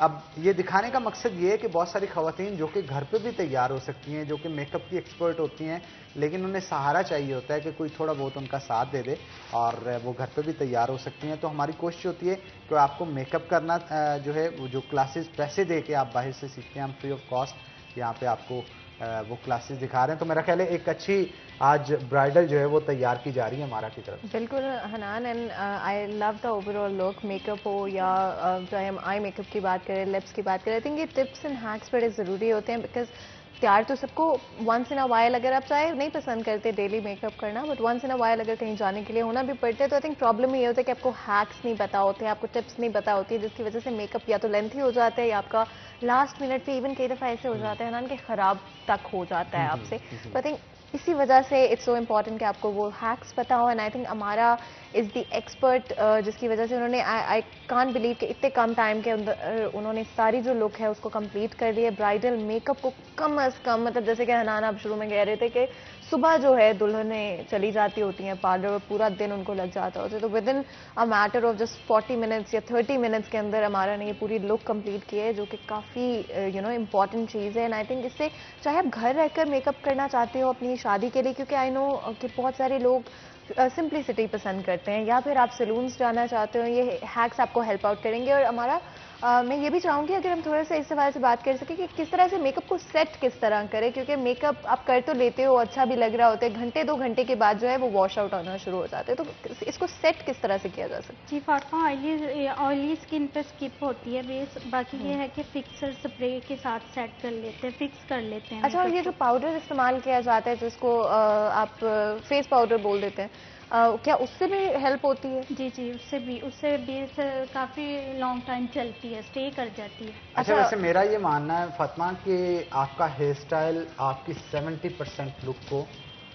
जो है उस पर डिपेंड कर रही होती है, और अगर आपका हेयर स्टाइल अच्छा है तो आपकी ओवरऑल लुक भी, चाहे आप सिंपल भी हों तो मेरा ख्याल है अच्छा दिखता है। तो हेयर स्टाइलिंग खास तौर पे हम जो है आज आपको दिखा रहे हैं, तो मेरा ख्याल है हमारा आप 1 बाय 1 जो स्टेप्स किए हैं हेयर स्टाइल के लिए और हम क्या बनाने जा रहे हैं, ये लाजमी तौर पे हमारी ऑडियंस को बताएं। जी जी, ये फ्लिप की सेटिंग कर रही हूँ मैं।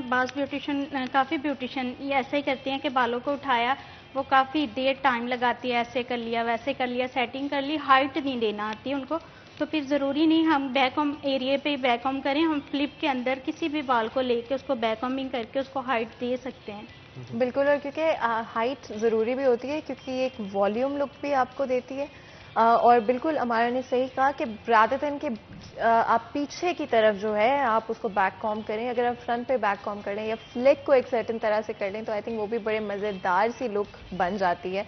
अभी आधी लुक जो है मुझे नज़र आ रही है Hanan, and I can't wait to see कि पूरी लुक जो है किस तरह से टर्न आउट करती है। हमारा को अब तेज हाथ चलाना चाहिए ताकि वक्त की कमी भी लेकिन हनान आप देख रहे हो कि उनकी स्पीड कितनी है, मतलब this is absolutely an expert, you know, कि आप इतनी जल्दी से जो है आप बालों को सेट कर सको, बिकॉज मुझे पता है ना इट्स सो टाइम टेकिंग, आपको इतना टाइम लग जाता है बाल बनाते हुए, और हमारा ने बहुत जल्दी जो है लाजमी तौर पे वो हनान, मुझे पता है कि आपका एंगल अब क्या होगा, लेकिन बात असल में ये है यहाँ पे कि हनान मेरा जोड़ो, आप अपना बताओ, मुझे बताओ शादी कब कर रहे हो, आपकी शादी की तैयारी कहाँ से होगी, मेकओवर कहाँ से करवाएंगे आप, जरा बताएं ना। और क्या तैयारियों में मतलब किस तरह से तैयार होगी, क्या सोचा है, क्या ड्रेस पहनेगी आप, क्योंकि स्पेशल दिन है, स्पेशल दिन पे थोड़ा स्पेशल भी तो लगना होता है ना।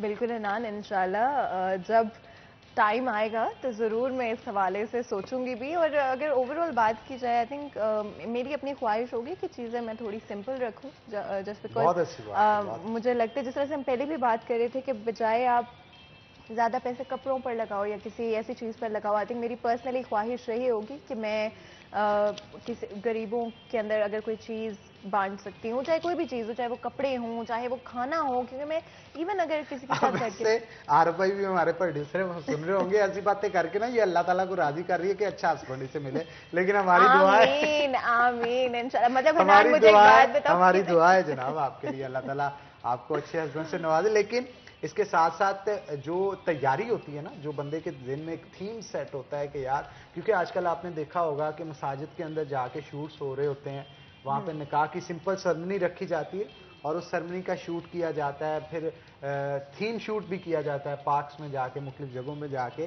तो आजकल हमारी सेलिब्रिटीज़ की भी बहुत सारी शादियां हैं जो कि वायरल हो रही हैं, गुज़श्ता दिनों में भी कुछ सेलिब्रिटीज़ की शादियां हुई हैं, तो वो भी काफ़ी वायरल हुई। तो आजकल जो कपल्स का ट्रेंड है ना, ये बहुत सोशल मीडिया वायरल से मेरे माइंड में एक चीज़ आई थी, लेकिन चले उसको मैं भी स्किप कर देती हूँ। आई think Hanan is an expert, Hanan is an expert कि वायरल कंटेंट कैसे क्रिएट किया जाता है, लेकिन इस टॉपिक पे हम किसी और दिन आएंगे जनाब। तो मेरा ख्याल है आज की हमारी मॉडल जो है तैयबा तैयार हो चुकी हैं। जी, तो हमारा मैं चाहता हूँ आप जरा इनको खड़ा करके दिखा दें हमारी ऑडियंस को, और पता चल सके कि हमारी आज की जो ब्राइडल हैं वो किस तरह से तैयार हुई हैं और कैसी लग रही हैं। और अगर बाय लुक देखा जाए तो मेरा ख्याल ओवरऑल वेरी नाइस लुक है। बिल्कुल Hanan, it's a very nice look और बहुत अच्छी लग रही है माशाल्लाह माशाल्लाह। एंड आई थिंक हर कोई चाहता है कि अपनी जो शादी के दिन वो खूबसूरत लगे, और क्योंकि आई थिंक खुशी तो आपको अंदर से ही होती है ना, आप इतने खुश होते हो तो मेरा ख्याल हमारा से पूछा जाए हमारा कितना काम रह गया? बस 5 मिनट, 5 मिनट रह गए और क्या क्या किया जा रहा है ये भी बताइए।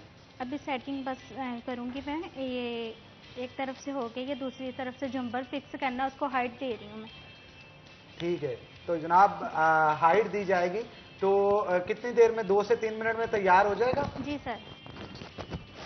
तो नाज़रीन, जैसा कि आप देख रहे हैं कि काफ़ी हद तक तैयार हो चुकी हैं, और हमारी जो आज की मॉडल हैं तैयबा काफ़ी तैयार हो चुके हैं। मेरा ख्याल खड़ा हो जाना चाहिए।